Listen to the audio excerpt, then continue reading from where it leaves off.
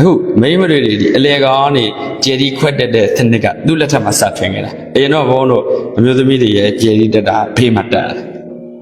ဒါဘုန်းတို့ရဲ့အင်ကြီးဝတ်သားပုံစံတရုတ်ပြည်ကနေပြီးတော့ပုံစံယူထားတာ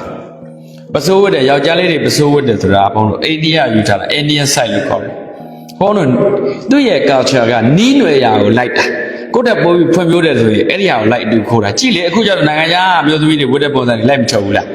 အဲ့သဘောပါပဲเนาะလူတွေဆိုတာနီးသက်ရကိုယ့်တဲ့အစင်တန်းတစ်ခုမြင့်တယ်လို့ထင်တဲ့ယူဆပေါ့အဲ့ဒီဟာကိုလိုက်တာအဲ့တော့အဲ့နရတေရဲ့လက်ထက်မှာကျယ်သီးကိုအလေကောင်ခွဲဖုံးကြောက်သွားရင်ကျယ်သီးနှလုံးသုံးလုံးလောက်ဖြုတ်သွားဝှချတဲ့အခါပေါ်ဖြစ်တာပေါ့ပကံကြီးကဘုန်းကြီးတွေအဲ့လိုနဲ့လူတွေအများကြီးထွက်ကြတယ်ဆိုတော့အခုခေတ်အဲ့လိုပေါ်ကြည့်တာလူထွက်စီတယ်တမမှရှိမှာမဟုတ်တော့လားအခုခေတ်ဘုန်းကြီးတွေနည်းနည်းခံနိုင်ရှိတယ်လို့ပြောအောင်ပေါ့နော်အဲ့ဒါလေနောက်တော့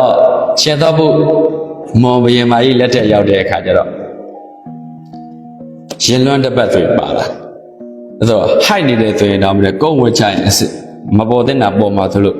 ရင်လွှမ်းတစ်ပတ်နဲ့ကြောင်းသွားရင်တစ်ပတ်ဆိုသူကနေသားရင်လွှမ်းတစ်ပတ်နဲ့အမျိုးသမီးတွေရဲ့ကိုယ်ငါစိတ်ပိုင်းတွေနဲ့ဘုံပြောတယ်အပိစ္ဆနာတော့မှာပြောထားတယ်မပွင့်ပေါ်အဲ့တဲ့ဟာတွေပွင့်ပေါ်မှာဆိုလို့ရင်လန်းတစ်ပတ်တွေပတ်သွားဆိုအဲ့ဒါအမျိုးသမီးတွေချမှတ်ခဲ့တဲ့ဒီကံပဲအမျိုးသားတွေချမှတ်ခဲ့တာမဟုတ်ဘူးဒီပြမကြီးလက်ထက်မှာပဲအိုးရွှေသက်တော်ဖျားတကူကြည့်တယ်ကြိုက်တီကိုဖျားတကူကြည့်တယ်